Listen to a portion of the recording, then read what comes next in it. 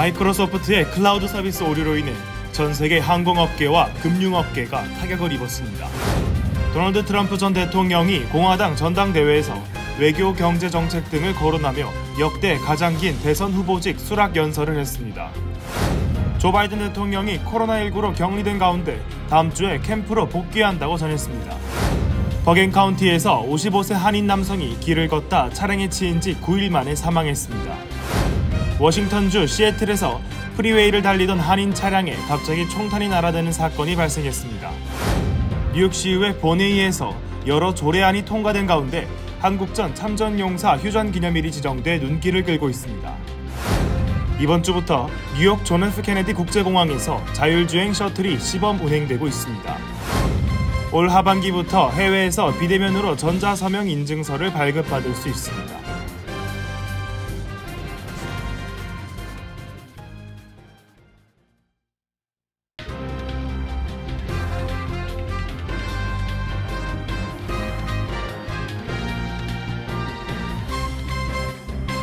여러분 안녕하십니까?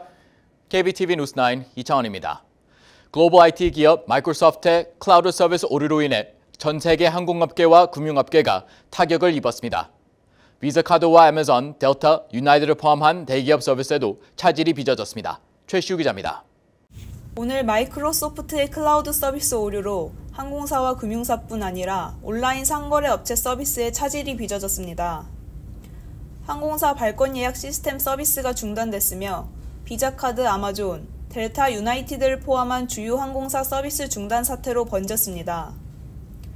마이크로소프트는 이번 서비스 차질은 보안사고나 사이버 공격이 아니라 클라우드 서비스에 오류가 발생하며 생긴 것이라고 설명했습니다. 클라우드 서비스는 마이크로소프트 365에 영향을 미쳤으며 클라우드 서비스 업체가 복구 작업에 힘쓰고 있지만 수시간 동안 서비스 중단은 계속됐습니다. 전 세계 항공 정보기술, 방송 및 통신, 금융기관 등이 잇따라 마비됐습니다. 미국 보안기업 크라우드스트라이크가 배포한 업데이트 패치가 MS 윈도우 운영체제와 충돌한 것이 오류의 원인으로 지목되고 있습니다. 유나이티드와 델타, 얼리전트 항공사 운항이 중단됐으며 아메리칸 에어라인은 오전 5시경 서비스를 재개했습니다. 공항에는 비행기 운항 취소로 발이 묶이거나 집으로 발길을 돌리는 승객들로 북새통을 이뤘습니다. 항공 추적 사이트 플라이트 어웨어에 따르면 미국 내 약 1,000편의 항공편이 취소됐으며 12,000편의 항공편이 지연됐습니다. 항공사들은 글로벌 IT 기업의 서비스 중단으로 우리도 할 수 있는 일이 없다고 항변하고 있습니다. 이 같은 차질 사태는 비단 미국 내에 국한되지 않았습니다. 호주, 인도, 네덜란드, 독일, 스위스, 이탈리아, 영국 등 각국 공항에서 승객들의 발길이 묶였으며 한국 제주항공의 발권 시스템은 현지 시간 오후 5시부터 중단됐다가 현지 시간 오후 10시부터 정상 작동 중입니다. 언론사에도 피해가 이어졌습니다. ABC 방송을 포함한 호주 방송 등 언론사들은 윈도우 서비스가 종료되면서 방송 컴퓨터 시스템에 대한 액세스가 중단됐고 뉴스 기사 작성 및 공유, 프롬프트 작동 등의 차질이 빚어졌습니다.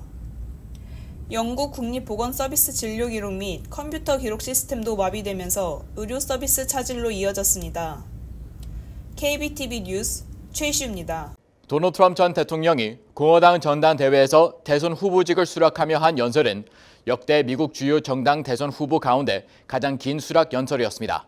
무려 93분에 걸쳐 외교, 경제, 정책 등을 거론하며 대선 후보 지명을 수락했습니다. 보도에 전장 기자입니다. 긴 수락 연설 속에서 트럼프 전 대통령은 아메리카 또는 아메리칸을 합해 모두 52번 언급한 것으로 나타났다고 폴리티코와 더 힐, AP통신이 전했습니다.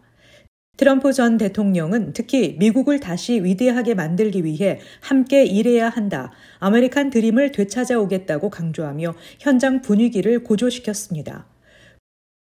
폴리티코는 기록상 가장 긴 미국 대통령 후보 수락 연설 3건 모두 트럼프 전 대통령이 세운 것이라고 전했습니다.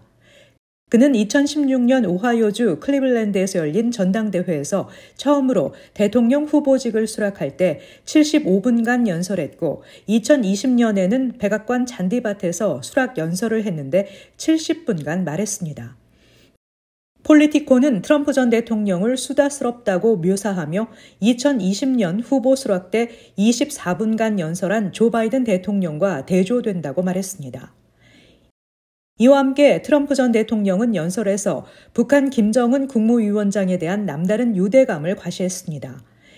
트럼프 전 대통령은 지난달 27일 조 바이든 대통령과 첫 TV 토론에서도 북한 김정은 위원장을 여러 차례 거론한 바 있습니다. 그는 연설에서 많은 핵무기를 갖고 있는 누군가하고 잘 지내는 것은 좋은 일이라며 어떻게 그럴 수 있냐고는 하겠지만 나는 그들과 잘 지냈으며 우리는 북한의 미사일 발사를 중단시켰다고 말했습니다.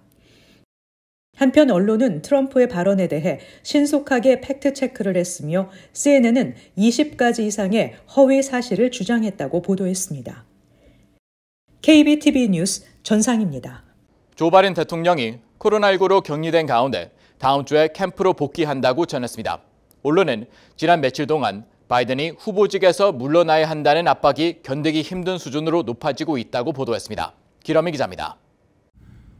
바이든 대통령이 코로나19에 감염돼 격리에 들어간 가운데 다음 주 캠프로 복귀한다고 전했습니다. 이에 따라 민주당 내에서는 그의 사퇴를 압박하는 목소리가 더 커지고 있습니다. 앞서 척 슈머 민주당 상원 원내대표가 트럼프 피격 사건이 발생한 지난 13일 바이든을 만나 후보 자리에서 내려와야 그의 유산을 지킬 수 있다는 당내 우려를 전달하고 하킴 제프리스 민주당 하원 원내대표 역시 우회적으로 후보 사퇴 건의를 전달한 것으로 전해졌습니다. 낸시 펠로시 전 하원 의장도 바이든의 출마 강행 시 민주당이 하원 선거까지 심각한 영향을 받을 수 있다는 경고를 했다고 전해집니다. 이와 함께 민주당 내 영향력이 가장 큰 버락 오바마 전 대통령이 바이든의 대선 출마 여부를 심각하게 고려할 필요가 있다고 측근들에게 말했다는 보도가 나왔습니다. 오바마는 당초 자신이 바이든의 의사결정 과정에 영향을 미칠 수 있다는 인식에 반대해왔지만 최근 낸시 펠로시 전 하원 의장 등 선거 패배 위기감에 휩싸인 민주당 인사들로부터 전화를 받고 바이든 선거운동의 미래에 대한 대화에 깊이 관여하기 시작한 것으로 알려졌습니다. 바이든 대선 캠프는 최근 할리우드 스타 조지 클루니가 뉴욕타임즈에 바이든 대선 불출마를 촉구하는 기고문을 실기 전에 오바마와의 상의가 있었다는 점을 들어 미묘한 불쾌감을 드러내고 있는 상황입니다. KBTV 뉴스 길레문입니다. 버긴 카운티에서 55세 한인 남성이 길을 걷다 차량에 치인 지 9일 만에 사망해 안타까움을 주고 있습니다. 아내와 두 자녀를 두고 있는 신 씨는 다수의 교통 위반 기록이 있는 여성 운전자의 차량에 치여 목숨을 잃었습니다. 그의 아들은 고펀미를 개설하고 도움을 요청하고 있습니다. 전장 기자가 전해드립니다. 팰리세이즈 파크에 거주하는 신전영 씨는 지난 7일 일요일 오후 10시 5분쯤 그랜드 스트리트과 헨리 스트리트 교차로에서 차량에 치이는 사고가 발생했고 9일 만인 16일 사망했습니다. 차량 운전자는 34세 여성으로 2016년부터 다수의 교통 위반 기록이 있는 것으로 나타났습니다. 운전자는 신 씨가 어두운 옷을 입고 있었고 갑자기 나왔다고 말했는데 경찰 도착 당시 신 씨는 상태가 좋지 않아 진술을 할 수 없는 상태였습니다. 아들 브라이언 씨는 아버지가 여러 개의 갈비뼈와 대퇴골 골절과 머리에 출혈이 있는 상태로 병원에 도착했다고 전했습니다. 신 씨는 아내와 두 자녀를 두고 있습니다. 신 씨의 아들 브라이언 씨는 이번 사고가 과속과 음주운전으로 인한 비극적인 사고로 아버지를 잃게 됐다고 밝혔습니다. 신 씨는 고펀드미 캠페인을 전개하고 있습니다. 아버지는 길을 건너다 시속 50마일 이상으로 달리는 운전자 차량에 치여 큰 부상으로 수술도 받지 못하고 사망했다며 충격적인 사고로 결국 지난 16일 사랑하는 가족들이 지켜보는 가운데 세상을 떠났다고 전했습니다. 모든 기부금은 장례비와 가해자를 상대로 소송을 제기하는 데 사용될 것이라고 밝히면서 이 가슴 아픈 시기에 애도를 나누고 기도를 보내주신 모든 분들께 감사의 말씀을 전하고 싶다고 밝혔습니다. KBTV 뉴스 전상입니다. 프리웨이를 달리던 한인 차량에 갑자기 총탄이 날아드는 아찔한 사건이 발생했습니다. 워싱턴주 시애틀에서 사업체를 운영하고 있는 한인으로 지나가던 다른 차량에게 무차별 총격을 받은 것으로 보입니다. 전장 기자가 전해드립니다. 시애틀 인근 에드먼즈 부안마켓에서 에이스 마사지 체어점을 운영하고 있는 여운표 사장은 자신의 업소로 가던 중 차량에 총 한 발을 맞았다고 전했습니다. 여 사장은 이날 마사지 체어 운반용으로 사용하는 대형 밴을 몰고 시애틀 지역 5번 프리웨이 북쪽 4차선 가운데 두 번째 차선을 타고 사우스 센터 몰에 조금 못 미치는 지점에서 총격을 받았습니다. 여 사장은 7시가 조금 넘은 시각 큰 소리가 들려 순간적으로 총이나 뭔가에 맞았다는 생각을 했다며 차를 멈추고 확인할까 하다 차들이 세게 달려 가게로 돌아왔는데 도착해서 차량을 확인한 결과 조수석 뒤쪽에 총격을 받아 구멍이 뚫렸으며 총알이 운전석 뒤쪽 대각선으로 날아와 마사지 체어 운반용 합판에 맞았습니다. 여 사장은 바로 총격을 받은 사실을 확인하고 경찰에 신고를 했으며 차량 수리를 위해 보험도 청구한 상태라고 밝혔습니다. 여 사장은 다른 차량에서 무차별 총격을 가한 것으로 보인다고 전했습니다. 신고를 받은 경찰은 워싱턴주 순찰대와 협력해 당시 교통카메라 검색 등을 통해 용의 차량을 추적하고 있습니다. KBTV 뉴스 전상입니다. 뉴욕시의회 본회의에서 여러 조례안이 통과된 가운데 한국전 참전용사 휴전 기념일이 지정돼 눈길을 끌고 있습니다. 시의회는 매년 7월 27일을 한국전 참전용사 휴전 기념일로 지정했습니다. 이와 함께 국립학교 복지 규정의 투명성 확대 조치도 마련됐습니다. 전상 기자가 전해드립니다.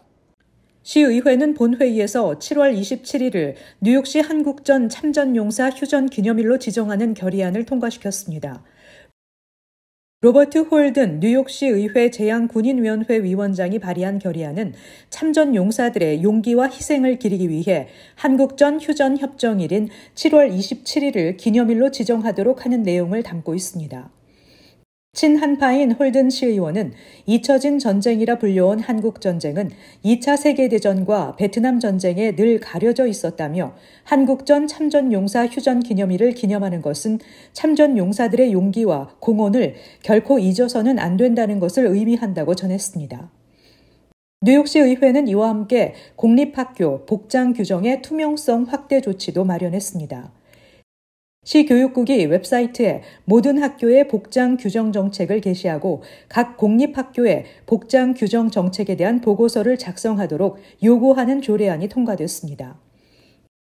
보고서에는 각 학교에 복장 규정이 따로 마련돼 있는지의 여부와 복장 규정 위반과 처벌에 대한 데이터를 월별, 주별, 학생 인종 및 성별로 분류한 내용이 포함돼야 합니다. 교육국은 인종 및 이민 상태 등을 차별하는 언어나 이미지가 포함된 옷 금지, 복장 규정이 성별에 관계없이 균일하게 적용되는 등의 규칙을 담은 복장 규정 지침을 마련해 웹사이트에 게시했으나 각 공립학교가 해당 규정을 준수하는 선에서 개별 복장 규정 정책을 채택할 수 있도록 재량권을 줬습니다. 이 외에도 본회의에서는 뉴욕시 보건정신위생국이 성병 감염 신속검사 서비스를 제공하고 지역사회에 서비스 이용 가능 위치를 알리도록 의무화하는 조례안, 뉴욕시 정부의 용역 계약 기준을 강화하고 절차의 투명성을 확대하는 조례안 등이 통과됐습니다. KBTV 뉴스 전상입니다. 뉴욕 존 F 케네디 국제공항에서 자율주행 셔틀이 이번 주부터 시범 운영되고 있습니다. 하지만 이에 대한 시민들의 반응은 엇갈리고 있습니다. 기러민 기자입니다. 뉴욕 뉴저지 항만청은 지난 16일부터 뉴욕 존 F 케네디 국제공항에서 시범적으로 무인 셔틀버스 운행에 돌입했다고 밝혔습니다. JFK 공항 무인 셔틀버스는 큐브 모양의 전기 셔틀로 승객 8명까지 수용 가능하며 수화물을 실을 수 있습니다. 시속 9마일로 서행하는 셔틀버스는 라이트 AR 기술을 이용해 경로를 스스로 주행하며 사람이나 장애물이 나타나도 스스로 멈출 수 있도록 위성 수신기와 6개의 센서가 장착되어 있습니다. 뉴질랜드 자율주행기업 오미오사가 제작한 JFK 무인 셔틀버스는 공항 에어트레인 레퍼스 블루버드역과 인근 주차장을 순환하는 방식으로 시범 운행되고 있습니다. 무인 셔틀버스는 시범 운행 기간 동안 안전요원 1명이 탑승해 있는 채로 운행되며 승객들의 승하차를 돕습니다. 뉴욕 뉴저지 항만청 교통계획 책임자 레오 창은 무인 셔틀버스 앞쪽과 뒤쪽에 각각 센서 3개가 장착되어 있어 모든 상황을 360도 각도에서 모니터링할 수 있다고 말했습니다. 현재 무인 셔틀버스는 주차장에서 에어트레인까지 승객들을 실어 나를 수 있도록 총 2대가 시범 운행 중입니다. 이를 통해 셔틀 기사들의 인력 부족 부담을 덜고 승객들의 대기 시간을 단축시킨다는 목표입니다. 뉴욕 뉴저지 항만청은 올 여름 JFK 터미널에 대대적인 공사가 진행되면서 각 터미널 출도착 입구에 혼잡이 예상된다며 무인 셔틀버스가 혼잡을 완화시키는 데 도움이 될 것으로 기대된다고 밝혔습니다. 하지만 승객들의 반응은 엇갈리고 있습니다. 일부 승객은 기계에 나의 안전과 생명을 맡긴다는 것이 아직 불안하고 인간의 판단을 더 신뢰한다고 말했습니다. KBTV 뉴스 길련민입니다. 한국 휴대전화가 없어도 미국에서 한국의 금융 디지털 서비스를 이용할 수 있게 됐습니다. 올 하반기부터는 해외에서 비대면으로 전자서명 인증서를 발급받을 수 있습니다. 재외동포청은 금년 하반기 중 시범 서비스를 거쳐 모든 재외 국민들이 이용할 수 있도록 확대해 나갈 계획입니다. 전장 기자입니다. 재외동포청이 한국의 디지털 서비스를 이용할 때 본인 확인에 어려움을 겪는 재외 국민의 불편을 해소하기 위해 민관 협력을 이끌어냈습니다. 동포청은 디지털 플랫폼 정보위원회, 한국인터넷진흥원, 국민은행, 비바리퍼블리카, 신한은행, 우리은행, 하나은행 등 5개 민간 전자서명 인증 사업자와 재외국민의 국내 디지털 서비스 접근성, 편의성 제고를 위한 업무 협약을 체결했다고 밝혔습니다. 앞으로 한국 주민등록번호가 있는 해외 거주 재외국민은 전자 여권만 있으면 5개 사업자의 애플리케이션에서 전자서명 인증을 사용할 수 있으며 이들 5개 사업자는 올해 안에 시범 서비스를 도입할 예정입니다. 이에 따라 한국에 휴대전화가 없는 해외 체류 재외국민도 소지하고 있는 전자여권과 해외 체류 정보 등을 통해 안전하고 신뢰할 수 있는 비대면 신원 확인 인증서를 발급받아 한국 내 디지털 서비스를 편리하게 이용할 수 있게 됩니다. 재외동포청은 금년 하반기 중 시범 서비스를 거쳐 모든 재외국민들이 이용할 수 있도록 확대해 나갈 계획입니다. 또 전자서명 인증 사업자는 재외국민을 대상으로 편리하고 안전한 월스트리트저널의 에번 거시코비치 기자가 러시아 법원에서 스파이 혐의로 유죄 판결과 함께 징역 16년형을 선고받았습니다. 32살의 거시코비치는 2023년 3월 취재를 위해 예카테린부르크로 갔다 미국을 위해 스파이 활동을 한 혐의로 체포돼 줄곧 감옥에 갇혀 있었습니다. 거시코비치의 체포는 러시아가 우크라이나를 침공한 후 언론 자유에 대한 점점 더 억압적인 법을 제정했음에도 불구하고 러시아에 주재하는 외국 언론인들에게 충격을 주고 있습니다. 월스트리트저널은 부당한 체포는 분노를 일으킨다며 그의 즉각 석방을 위해 모든 일을 다할 것이고 그는 언론인으로서 일을 하고 있었으며 저널리즘은 범죄가 아니라고 말했습니다. 뉴욕 브루클린 벤스너스트 지구의 노숙자 쉼터 시위에서 경찰서장을 물어 다치게 한 혐의로 체포된 수잔 장 의원이 오늘 뉴욕 경찰서에 대한 책임과 아시아 태평양계 주민 커뮤니티의 안전성을 강조했습니다. 장 의원은 NYPD를 지지하지만 행동에는 이중 기준이 있어서는 안 된다고 말했습니다. 그녀는 노숙자 쉼터 시위 중 시니어들을 보호하고 있었다고 주장했습니다. 장 의원은 경찰에게 도움이 필요하다고 말했지만 경찰이 듣지 않았다고 주장하면서 어떤 형태의 아시안 증오도 용납해서는 안 된다고 말했습니다. 시위는 반노숙자 쉼터 시위로 약 150명이 참가했었습니다.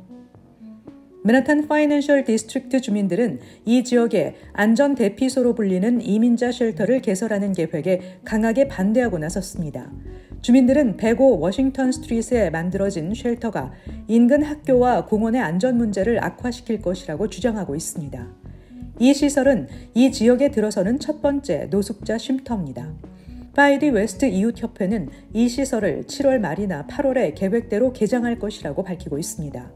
4월에 만들어진 온라인 청원은 1,200명 이상의 서명을 받으며 청소년 범죄자 등록소를 포함한 철저한 범죄 배경 조사, 밤 11시까지의 통행금지 명령, 경찰과 지역 관계자가 서명한 안전 프로토콜, 50개 침대로의 감소 등을 요구했습니다.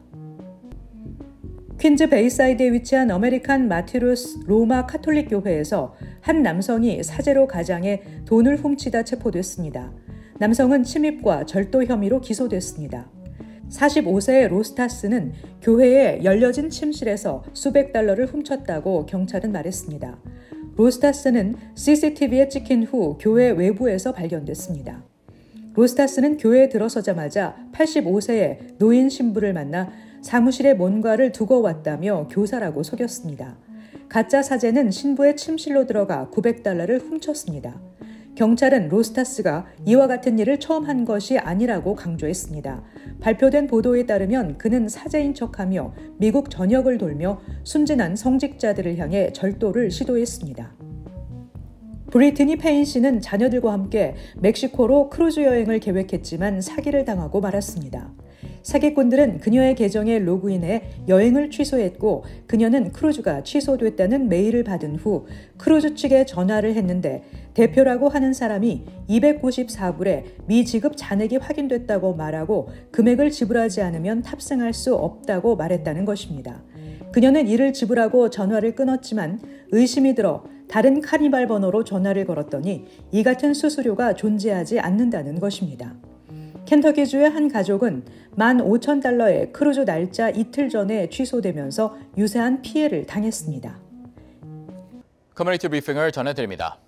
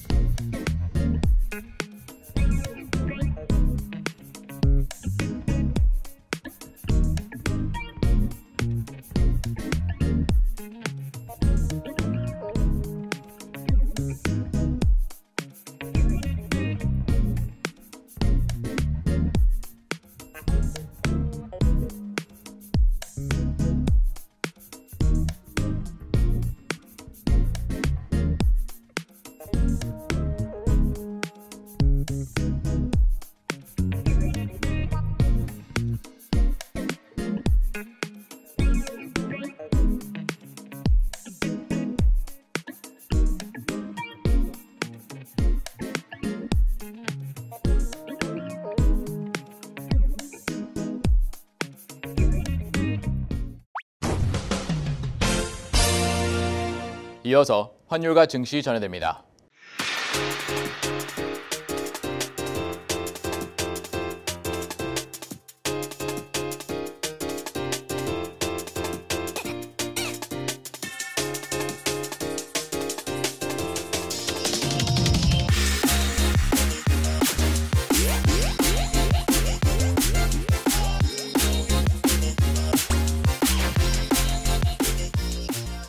뉴욕과 뉴저지 날씨 전해드립니다.